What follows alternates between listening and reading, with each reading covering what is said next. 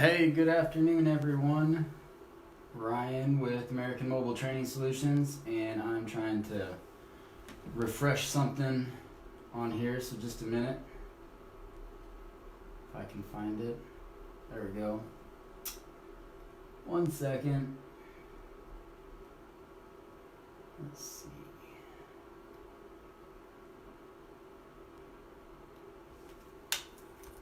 One second. I'll get there eventually. Okay. Oh, one more thing. I don't have my assistant with me today, so I will be scrolling through here on my own. There we go. Check it out. New t-shirt. So just got this hot off the press. And then America, eagle in the back. So I'm excited about this. I'm just making them for myself, but probably gonna do the Spartan thing or some other cool design here. I've got a few that I made too, but should be pretty fun. Anyways, today is the third video in our series, Fundamentals of Marksmanship, and today we're going to be discussing aim and all the things that are associated with aim. I'm not going to waste a whole lot of time on the things that you guys have already known about. You know that we're a veteran-owned small business and that we rely on viewers like yourselves to share this information. We put it out here for free because it's valuable content, and we're not saying that we are the only subject matter experts in the field. If you do want to receive training from us, great. If you want to receive it from someone else, just make sure it's reputable. That's all that we ask for. You don't want to go get someone down the street that doesn't really know, hasn't been doing it professionally for a decade, and expect them to be able to train you in the same way that we would be able to, just like somebody that's been in the field for 30 years. I'd still have 20 years that I'd have to learn on something like that. So anyways, we have a single mission. We do want to make sure that you have the best training, that you have the most up-to-date information, that you have the best policies in place. Received some communication from some people that are considering firearms and things like that, and started watching this video, so I'm really happy about being able to offer that to you guys. And because I'm on this side of the screen, I'm not going to be able to see comments, but I'll certainly look for them after. Disclaimer, as always, the main thing on this is that if you're not under the direct supervision of an AMTS instructor, we take no responsibility for anything that may or may not happen, any tasks, functions, or procedures. When we talk about aiming today, I'll show you just on our rubber ducky and stuff like that, some of the things that I'm speaking about, and we also have a few other things that we're going to talk on today, not just aiming. It's everything that's included in aiming. So in order to create proper aim, you have to consider two things. We have sight alignment and sight picture. We're going to break them down, sight alignment, what that is, break down what sight picture is. But before we do that, we have to figure out what eye dominance you are. I was sharing the story yesterday about our grip, and then I'm left-handed, but I'm right-eye dominant, and so I fire right-handed, shoot pool right-handed, play tennis right-handed, but that's about it. And so a lot of times we'll have people that come to us and they'll be left-eye dominant, but because no one ever taught them any different, they're shooting right-handed, and they have this cross-dominance that happens where they're aiming here and it hits here because they've compensated for that. So the first thing that we have to do is we have to have an eye dominance test. So hopefully you guys can see me all right, but what I want you to do is I want to take your hands, both your hands like that, and just make a really small space in between your hands. And you're going to find something on your wall, or if you want to focus on this A or the top of the A, and you're just going to take your hands, keeping both eyes open, take your hands, and then just bring your hands back to your face. All right? And then whatever eye is not covered is your dominant eye. So it's real simple. Pick out something, in and around your house. Take both hands. It doesn't matter which side. Just leave a small little slit. Focus on that spot, and then bring it back, keeping both eyes open. Bring it back to your head. And whatever eye is open or not covered is your dominant eye. So now you'll know if it's left eye or right eye dominant. And if you're left eye dominant, technically you should be firing left-handed. You don't have to, but it's going to make it a lot easier on you. And anybody that may doubt that, anytime we take someone to the range, it takes all of about 15 rounds for them to realize that they shoot a lot better with their eye dominance in their dominant hand. So anyways, whoops, I went backwards. All right, so sight alignment. So your target is going to come in your front sight and your rear sight. So if you were to take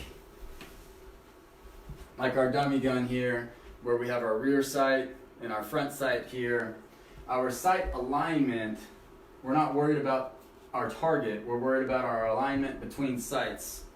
I think it should go all the way through. Nope. Okay, back up. Previous.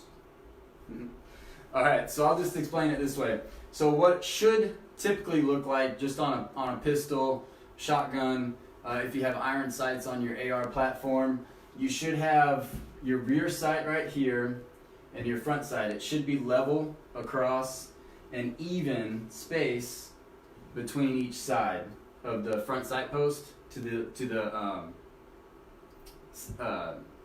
picture of the alignment of your rear sight, tongue-tied one, that there. So front sight post, rear sight post, evenly dispersed, like even across, and then evenly spaced in between. So we can only focus on one thing at a time, and primarily you're always going to focus on your front sight. I'm going to show you something that sometimes I have to do whenever I'm trying to align my sights with my sight picture, because sometimes your eyes just are funky and you can't help it, but your target should actually be fuzzy. And the only thing that you should focus on is your front sight, because your rear sights should be slightly fuzzy as well. But that's what sight alignment is. That's just a quick down and dirty what sight alignment is. This is what happens when you have proper sight alignment and proper sight picture. Let's say that you just have a bullseye hold, whatever you want to call it. There it is, right? Okay, well, proper sight alignment but wrong sight picture. All right, so I have proper sight alignment, but I'm off to the 9 o'clock over here. That's where that goes.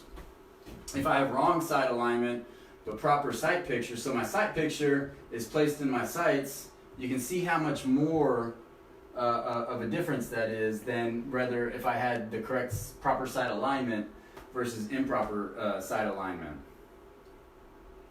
I know. It seems really simple that you would think, okay, it's like basketball, round hole, or my coach used to always tell me it's just a round bucket with a round hole in it, and it's a round ball. Round ball goes in a round hole, but sometimes it's just different. Wrong sight alignment, but proper sight picture, and because you can see the front sight is significantly lower than the front sight, so it would be something like that I'm going down with, it's going to go much further, much further. Same with this, if I have improper grip, and I'm going like, I don't know if I can reflect it accurately, but instead of having it like this, it's going here, and I still try to fire, it's going to be a big disparity between where you're wanting it to go and where the impact actually is. So that's just a couple of things, and you can literally find some of these to make more sense of it just on the internet. There's probably 1,000 pictures out here. There's probably this one out here. That's probably where we got it from, but it gives us a good point. It allows us to really showcase that. So, all right, next one. Sight picture. So with the sights aligned, ensure the front sight is held on target. You can hold it on a variety. There's not one specific 6 o'clock hold, 0 hold, 12 o'clock hold, etc. Anything like that. It's where you want your impact to go, as long as your sights are aligned. Target outline should be fuzzy. So this is what I was talking about. So if you see, if you get out there, and we try to advocate to keep both eyes open, if you get out there and then all of a sudden you see 2 targets, or on your front sight post you see 2 front sight posts, close your non-dominant eye real quick to gain focus on your front sight post, and then open it back up, and you'll have clarity, and you'll only have a single front sight instead of double front sight or 2 targets. And then it's almost this thing that I still have to work on, because I'll come out and I'll draw and I'll focus on my front sight, and I've got 2 targets. I'll have to close my eye real quick, and then that's the way I work. I've trained enough over time that I can trust that whenever I punch out, it's my natural point of aim. This is what I'm not going for something like this. I'm going for something like this. So that's open it. So the human eye can only focus on one thing, is basically what I'm saying. Front sight focus is the best one to do, but you do have to have proper sight alignment. And then your sight picture, it's where your target is. So maybe it's, well, you know, it is where it is. All right, finally, talking about mechanical offset. So, and again, whenever we're talking about mechanical offset, magazine's empty, chamber flag's in there, safety chamber flag's in there. But mechanical offset is the relationship, it's the relationship between your actual barrel and your sights. Whether it's mechanical sights or optics, you have an offset, right? So there's a physical difference between the height of my optic or iron sights and my actual barrel, okay? So that's what this refers to, mechanical offset. And what you'll have to understand is that within a certain amount of feet or yards, the point of impact will be different than your point of aim. And so if you're aiming here, let's say that you zeroed your rifle in for 50 yards and you're at 15 yards or you're at 10 yards and you aim right here, and then you notice that your impact is right here. Well, that's what I'm talking about, is the physical difference between your barrel and your optic.